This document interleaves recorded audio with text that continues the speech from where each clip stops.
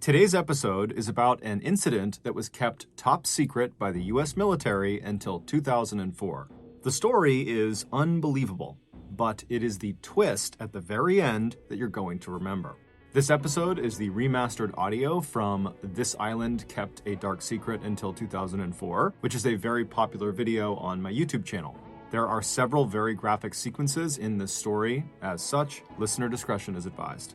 But before we get into today's story, if you're a fan of the strange, dark, and mysterious delivered in story format, then you come to the right podcast because that's all we do, and we upload twice a week, once on Monday and once on Thursday. So, if that's of interest to you, please replace the 5-star review button's hand sanitizer with lubricant right before they go out to run some errands. Also, please subscribe to the MrBallen podcast wherever you listen to podcasts so you don't miss any of our weekly uploads. Okay, let's get into today's story.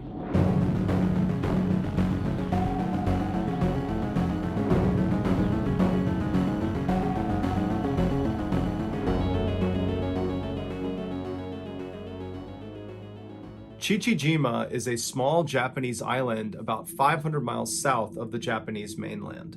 During World War II, the Japanese put a base on this island, and they put 2 radio towers at the top of the 2 mountains on the island. These radio towers became integral to the Japanese communication and surveillance operations in the Pacific during the war. And so at that time, the island was heavily fortified with up to 25,000 troops and huge anti-aircraft guns. Because of the island's obvious strategic value to Japan, the Americans wanted to take it from them. But American military strategists advised against that, saying that any amphibious landing of this island would result in massive casualties for Americans, and the Japanese would likely just repel the attack anyways. And so the Americans decided to go with the next best thing, which was to attempt to bomb the 2 towers and cut out their communications. So in June of 1944, American aircraft carriers, which are those huge ships that planes can take off of and land on, they headed for the island of Chichijima. And once the island was completely surrounded, the Americans began launching their pilots to try to take out these towers.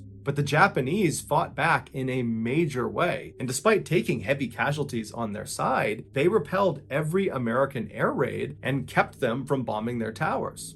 After several months of these failed missions over Chichijima, the American military leaders were incredibly frustrated. They knew this was going to be a difficult mission, but they didn't expect it to be this difficult. However, this island was so strategically important that the Americans knew they had to just keep on sending pilots in until they took out these towers. And so in September of that year, the Americans were back to planning another raid over Chichijima Island, and one of the pilots selected to go on this particular raid was a 20-year-old named George, who actually was the youngest pilot in the United States Navy at the time. But despite his age, he had actually flown in several combat missions already and had actually been shot down already and had to eject into the ocean and was subsequently rescued. On the morning of this raid, George, along with his 2-man crew, which was his radio operator named Dell and his door gunner named Ted, they boarded the plane, and then at 7:15 a.m., George and his crew took off, along with dozens of other American aircraft that were part of this operation. George immediately climbed above 8,000 feet because that would put them outside of anti-aircraft gun range. And so the way this mission would work is all these pilots would fly over the island, and then in order to drop their bombs, they would have to dive down below 8,000 feet and then manually drop their bombs and then try to get back up above 8,000 feet and out away from the island. And so George had run missions like this before, and so he was one of the first to actually make that dive down to the island. And as soon as he went below 8,000 feet, the island just erupted with anti-aircraft gun fire. And so all these rounds are coming up, flak is popping all over the place, and George almost immediately notices the side of his plane gets hit. But the plane's stable enough that he decides he's just going to keep on diving down and complete the mission. And he's yelling back to Ted and to Dell to hold on, and they get all the way down to 3,000 feet when George releases 2 500-pound bombs that are direct hits on the radio tower he was assigned to bomb. But at this point, George's plane is now engulfed in flames. It can barely fly. And so George is again yelling at Ted and Dell to hold on. He's pulling back on the lever and he begins to turn himself away from the tower out towards the water. And he manages to fly away from the island, but he can feel the plane starting to go down. Now, George had previously been shot down before, and what he learned from that is how important it was to fly as far away from the enemy as you possibly can before you bail out of your plane. Because if you bail too early and you land in the water right near where the enemy is, you'll just get captured. And so George was holding on to that lever and keeping his plane up as long as he possibly could. And so he's flying and getting lower and lower and lower and closer to the water. And Ted and Del are yelling at him that they got to jump out. Meanwhile, outside, the other planes that had sustained damage, the other American planes, their crews are already bailing out. But George is saying, no, hold on. And he keeps going farther and farther until he's so close to the water that it's practically too late. And then he gives the order to jump out of the plane. George abandons his controls, he leaps out the door, and he hits his head on the back of the plane as he leaps out. But his chute would open up right before he hit the water, and it would save his life. As soon as George hits the water and he comes up for air, he's under his parachute. And so he's trying to get his parachute away to get a breath of air. He disconnects his parachute from his shoulders. He clears the parachute and he's looking around and he sees his plane that is now being flown by no one go crashing directly into the water. And so immediately he's looking around for Ted and Del's parachute to make sure they're okay, but he doesn't see any parachutes anywhere. However, George notices a life raft from his plane had miraculously just landed like 10 feet away from him. So he swims over to the life raft, he climbs inside, and once he's in there, all he's thinking about is Ted and Del. So he's yelling for Ted, he's yelling for Del, but he's not getting a response. And so George turns around in the raft. So now he's facing towards the island, and to his horror, way off on the horizon, right near the edge of this island, are Japanese patrol boats that are speeding in his direction. He knows they're coming to get him and the other people that had jumped out of these planes. And so George turns back around, he leaps onto his chest on the front of this raft, and he starts using his hands to swim as fast as he can away from this island. The whole time he's screaming out for Ted and Del in hopes he's going to find them. Little did he know that both of them had not survived the crash. One had not even jumped out of the plane and had died on impact, and the other had jumped out, but their parachute had not inflated. And so George is swimming as fast as he possibly can, and he's yelling out for Del and for Ted, and he's looking, but he doesn't hear them, he doesn't see them, and he knows that not only is he not going to find his friends, but there's just no way he's going to outswim these boats. And so at some point, he just turns around and sits in the raft, and he's looking towards these patrol boats, and he knows that at some point they're going to come up here and they're going to capture him. And all he can think about is how guilty he feels about Ted and Del. And he starts second guessing his decision to keep that plane flying as long as he did and make them bail out so late. And he's thinking, I probably got them killed. And then he thought about his wife and he wondered if he'd ever see her again. And then he turned towards these Japanese boats that were much closer now, but still fairly far away. And he began mentally preparing himself for captivity. But before he could be captured, American aircraft come storming in overhead, and they go flying past him towards the island, and they start dropping bombs and strafing these Japanese boats that were coming out to get George. And so George is thinking, oh my goodness, what luck. He turns around, he gets back on his chest, and he starts swimming as fast as he can, trying to get away, knowing that these boats are totally preoccupied with the aircraft overhead.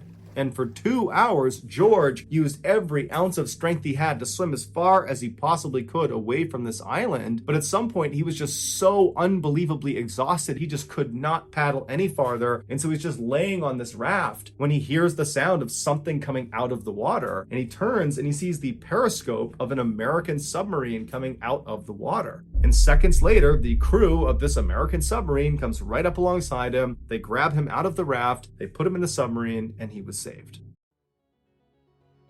Isn't it frustrating when you sit down to listen to your favorite true crime podcast and you can't get it to load because of slow connection speeds? I used to have that problem until I signed up with NordVPN. With their ultra-fast connection, I said goodbye to buffering and just enjoy my uninterrupted service even on multiple devices at once. Also, thanks to NordVPN's secure P2P servers, I can finally share large files with no hassle.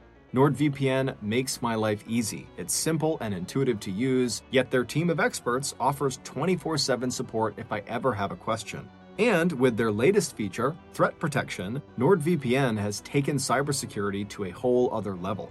Threat Protection shields users from the dangers of an open network. It's constantly on the lookout for malicious sites, trackers, and even blocks those annoying pop-up ads, making browsing the internet as easy and fun as slapping the 5-star review button on the ears on a cold day.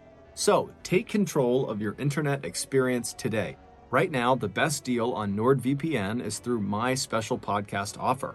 NordVPN is offering MrBallen podcast listeners an exclusive 2-year plan at a huge discount plus 1 additional month for free when you go to nordvpn.com/MrBallen podcast. It's risk-free with Nord's 30-day money-back guarantee.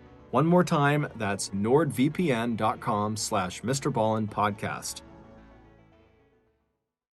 Besides George, Ted, and Dell, there were 8 other American airmen that had to bail out of their aircraft because they were badly damaged following this raid. And so originally, those 8 people were not recovered and they were believed to have drowned at sea. But that actually was not true. The US government figured out fairly quickly what happened to them, but the details of what happened to them were so gruesome, the government decided they did not want to tell anyone. They especially didn't want to tell the parents and loved ones of these 8 airmen because they believed if they heard the true account, that would be too traumatic for them. And so they made the details of these 8 deaths totally top secret. But 60 years later, in 2004, an author named James Bradley discovered transcripts from a post-World War II Japanese war crimes trial held in Guam, where Japanese military leaders confessed to what they did to these 8 captured Americans. This is the true account. Unlike George, these 8 other airmen bailed out almost immediately after they got out over the water. And so that placed them in the water very close to the island. And so before the American aircraft could come in and save the day, like they did with George, these 8 airmen were scooped up by the Japanese and brought back to the island. The Japanese soldiers on this island for the past several months have been getting constantly bombed by American aircraft, inflicting a very high casualty rate. And so these soldiers hated the Americans and they wanted revenge against the Americans. And so suddenly you have these 8 American prisoners on this island with no one to protect them. And so what do you think happens? The Japanese decide they're going to exact their revenge on these 8 men.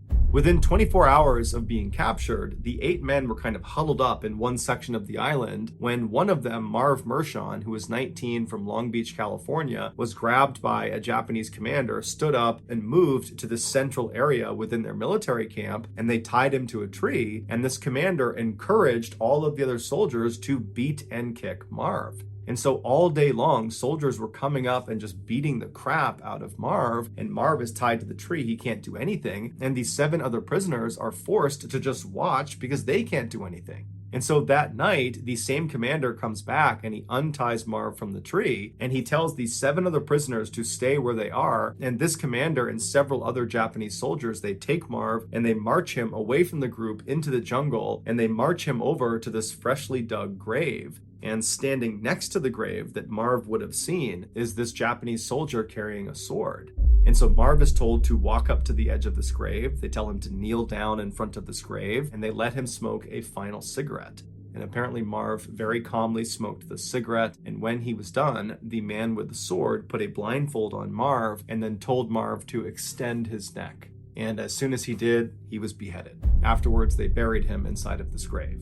That night, one of the high-ranking Japanese generals on the island, a man named Yoshio Tachibana, who was an alcoholic and was notorious for his sadistic tendencies with prisoners, he was sitting around drinking, having a good time, when he decided that his soldiers, they needed to prove they had what he called the fighting spirit. And the only way they could show they had this fighting spirit was by consuming human flesh. And so Tachibana ordered his soldiers to go exhume Marv from his shallow grave. And then Tachibana sent over one of his surgeons and he told him to remove Marv's thigh. So the surgeon goes over, he surgically removes Marv's thigh, he gives it to one of the cooks, and the cooks, they make this huge meal using Marv's thigh, and they serve it to Tachibana and his other high-ranking officers and some soldiers. And apparently, Marv's thigh tasted so good with soy sauce and with sake that Tachibana ordered his soldiers to go back and cut more meat off of Marv, which they did. Within a month of Marv's execution and consumption, Tachibana decided that he wanted to eat more human flesh, and he wanted his soldiers to eat more human flesh because he and a number of the other officers were superstitious that this could make them stronger and it would be good for their stomach and it would be good for their health. And so they decide they're going to kill more of the American prisoners and eat them.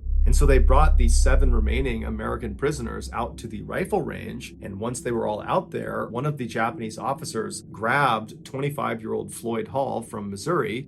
They pulled him out of the group and they walked him over to the middle of this range and they tied him to a wooden stake in the ground. And once he was in place, Tachibana, who was there, he ordered the other Japanese soldiers to work on their bayonet work on Floyd Hall. And so one by one, these soldiers would go up and plunge their bayonets into Floyd Hall's chest, into his stomach, until he ultimately died.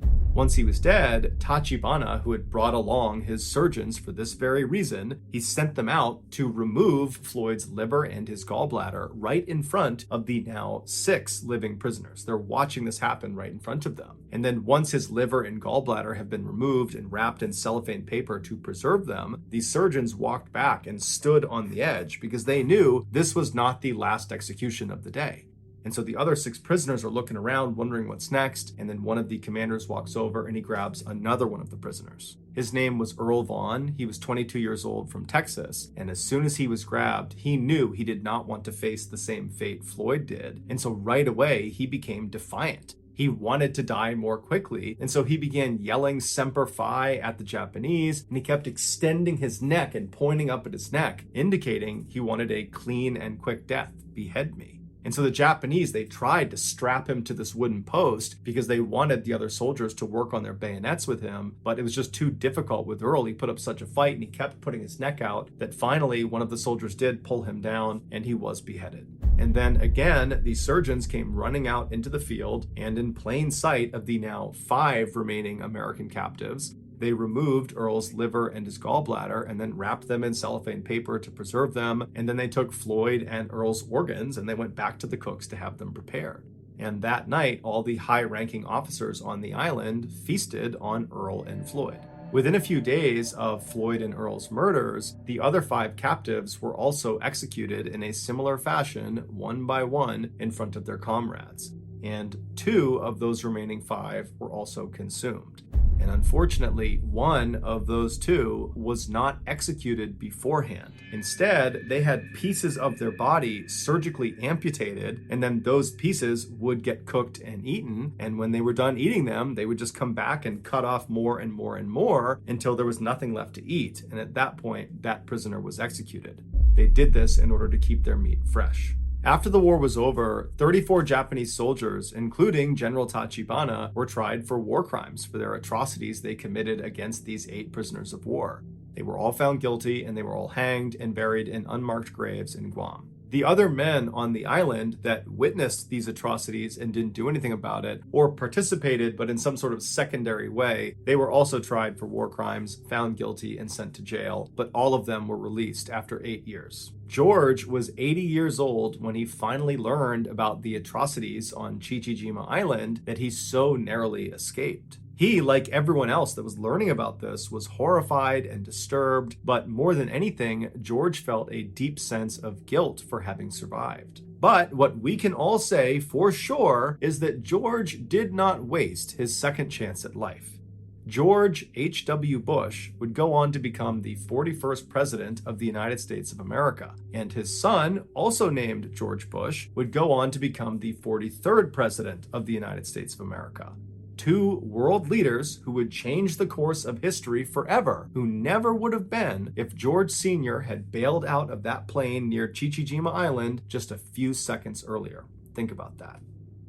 Thank you for listening to the MrBallen podcast. If you got something out of this episode and you haven't done this already, please replace the 5-star review button's hand sanitizer with lubricant right before they go out to run some errands. Also, please subscribe to the MrBallen podcast on Spotify, Apple Podcasts, Amazon, Google, and anywhere else you get your podcasts. This podcast airs every Monday and Thursday morning, but in the meantime, you can always watch one of the hundreds of stories I have posted on my YouTube channel, which is just called MrBallen.